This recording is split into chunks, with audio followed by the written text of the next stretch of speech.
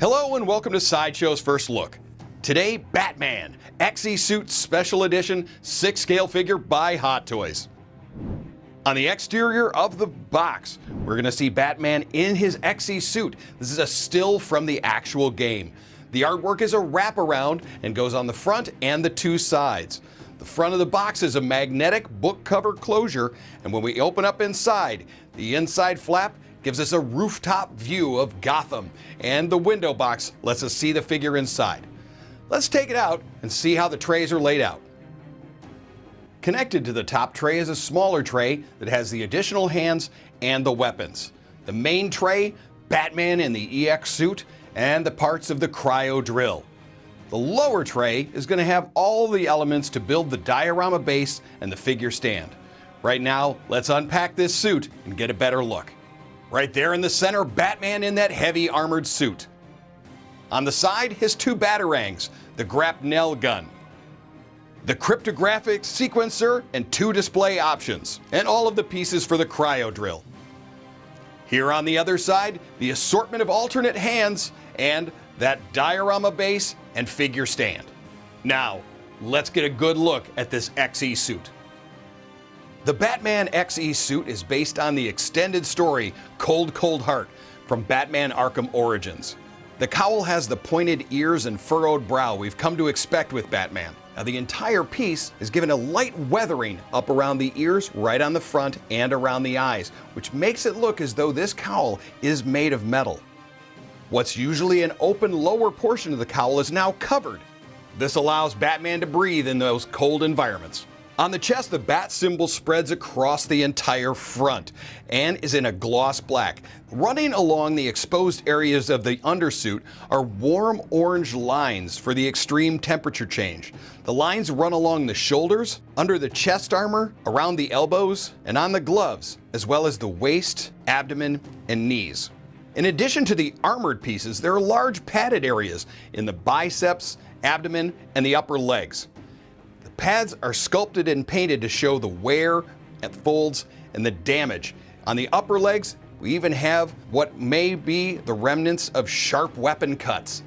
Up by the shoulders and connected down toward the elbow are going to be these bright silver hydraulic looking lifts so Batman can move faster and even more powerful. The gauntlets are heavily armored and in a glossier black. They show exposed elements underneath the black area of the metallic elements making it up. The three blades down on the side now have a sharp ice claw design and are in a bright silver. Around his waist is Batman's ever-present utility belt. The front buckles, like the bat symbol on the chest, is done in a glossy black.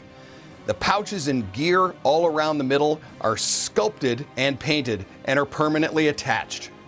As we saw up by the shoulder and elbows, Batman's knees also have hydraulic-assisted power. This is done in a matte black with heavy-duty weathering and scrapes along the side. He has armored knee pads. That protection goes over the top of those boots. And the ice-gripping blades we saw on the gauntlets are now talons and are around the edges of the boots.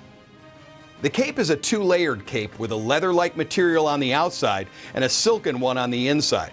Along the edges of the cape, as well as down throughout the middle, is wire to add life while you're posing your figure. The head is ball-jointed and allows us to turn side to side, lean it right or left, as well as drop the chin forward and lift back up to a neutral position. On the arm, the shoulder armor moves up and out of the way. We can then see the butterfly joint.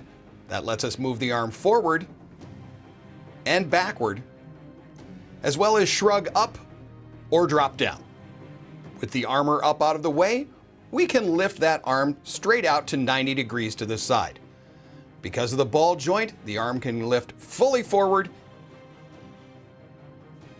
and fully backward. The elbow can bend to 90 degrees. Here on the gauntlet is an articulated panel that covers the top of the hand. And a traditional wrist peg means we get plenty of rotation and flex. We can also move the bicep out or in.